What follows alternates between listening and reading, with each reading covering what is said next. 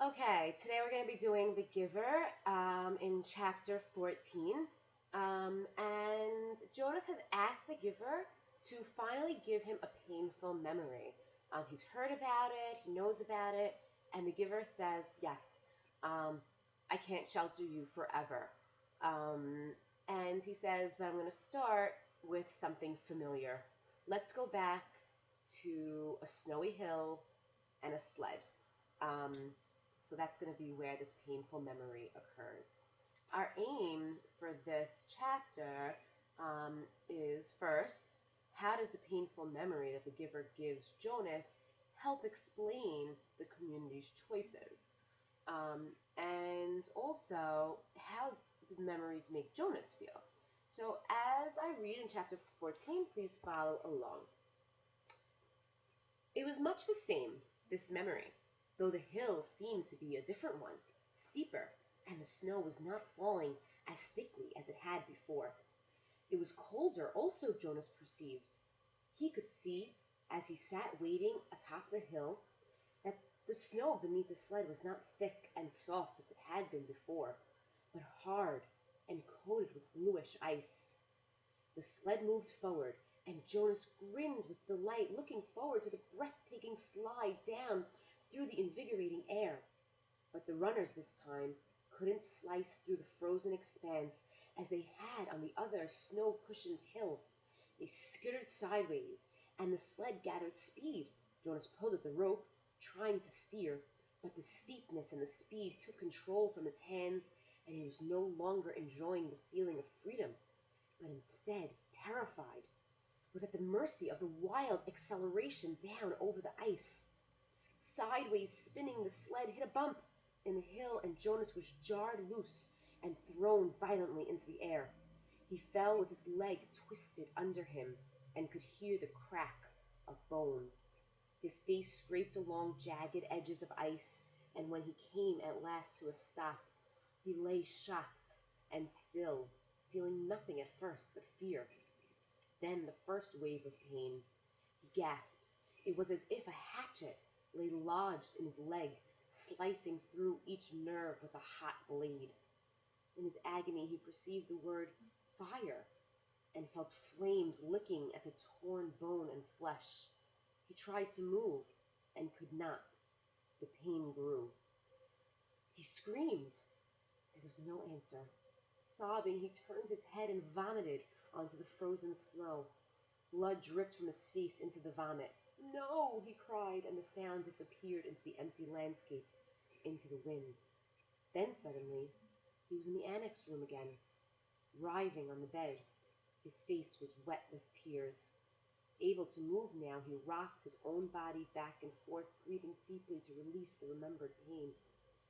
He sat and looked at his own leg, where it lay straight on the bed, unbroken. The brutal slice of pain was gone, but the leg ached horribly, still, and his face felt raw. May I have relief of pain, please? He begged.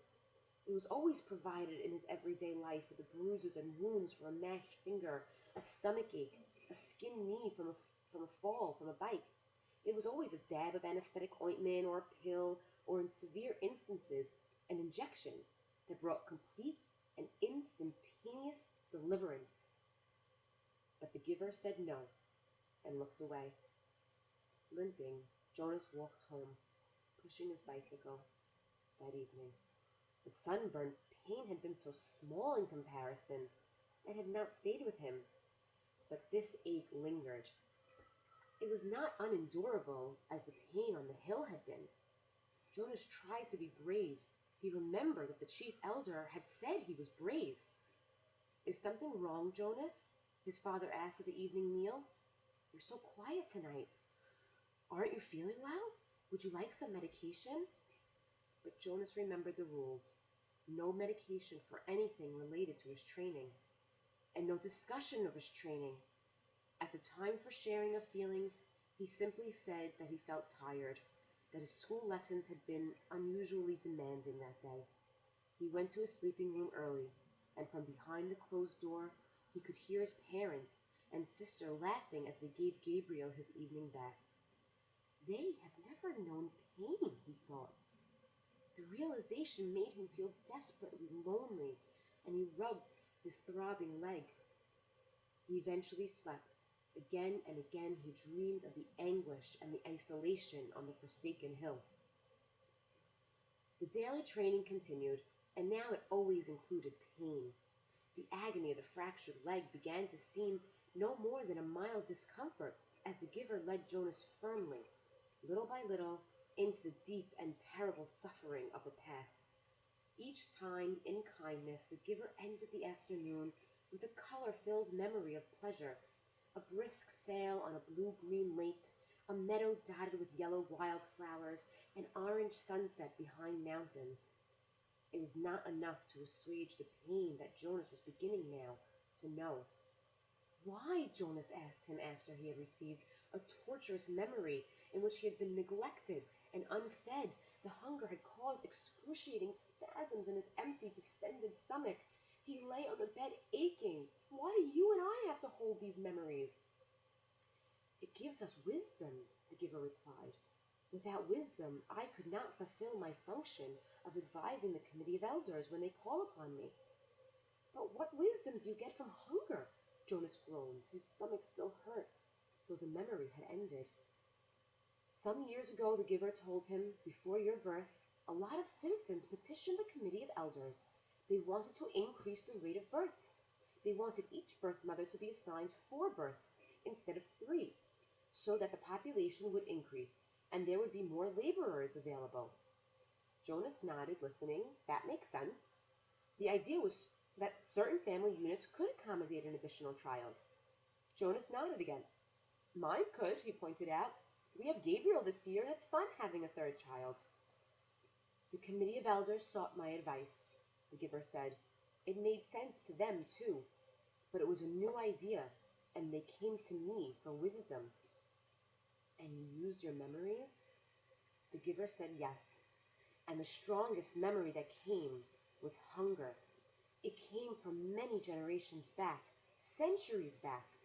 The population had gotten so big that hunger was everywhere, excruciating hunger and starvation. It was followed by warfare. Warfare?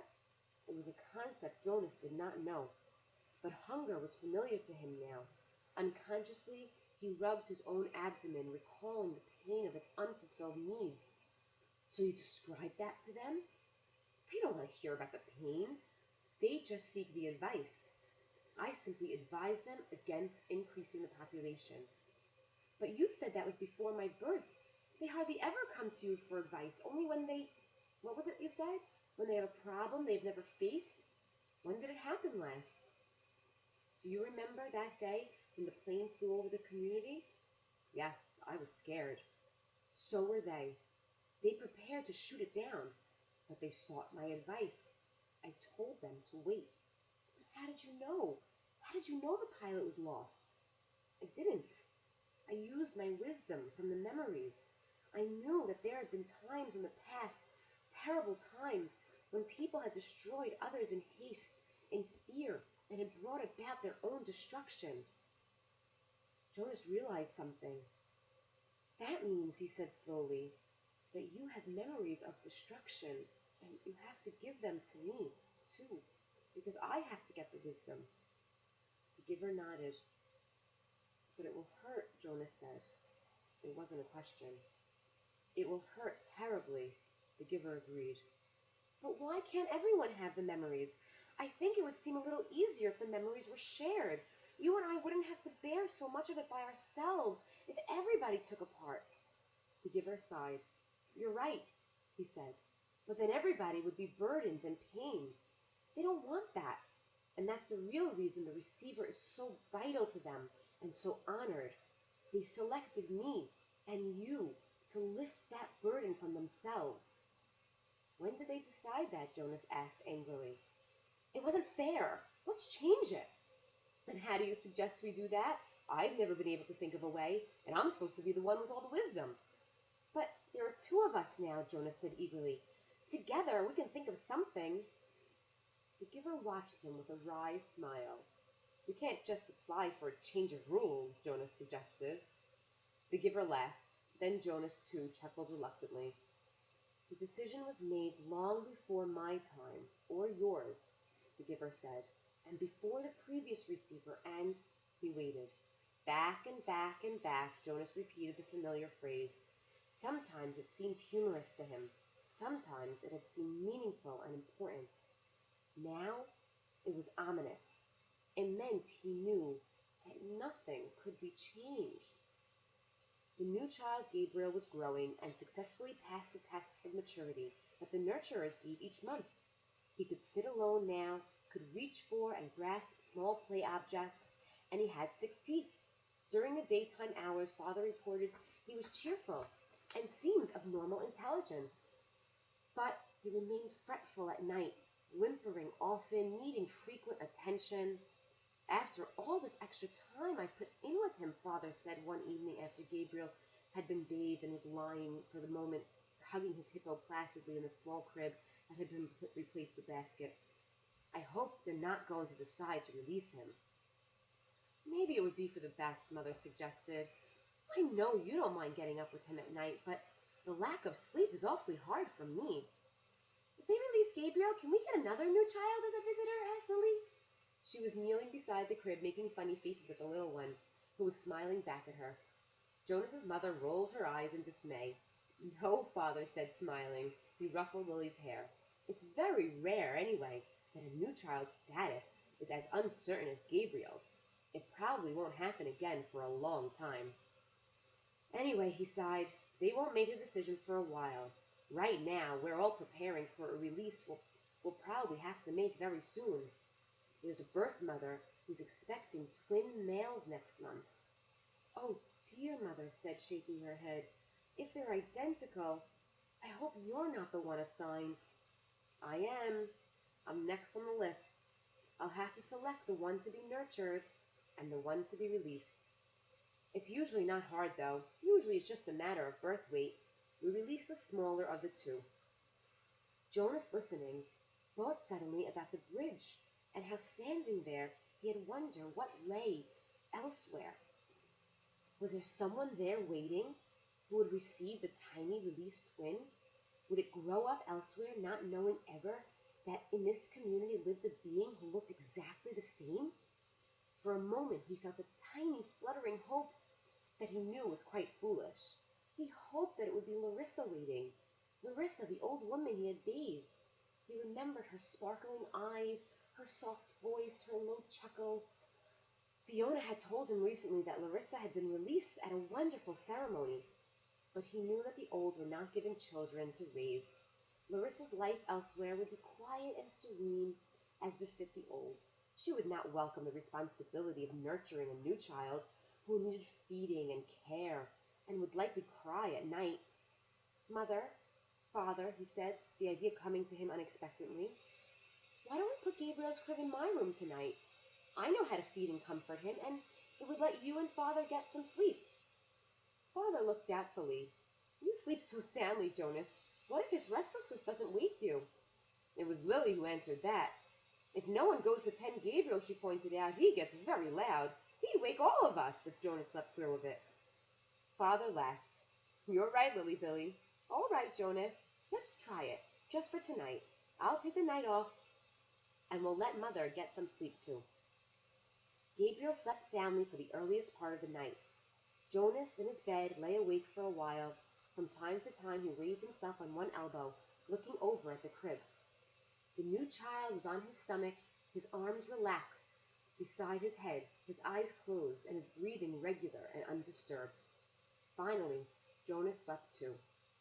Then, as the middle hours of the night approached, the noise of Gabe's restlessness woke Jonas. The new child, turning under his cover, flailing arms and beginning to whimper. Jonas rose and went to him. Gently he patted Gabriel's back. Sometimes that was all it took to lull him back to sleep, but the new child still squirmed fretfully under his hands. Still patting rhythmically, Jonas began to remember the wonderful sail that the giver had given him not long before.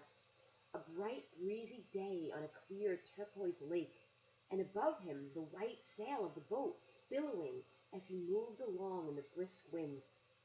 He was not aware of giving the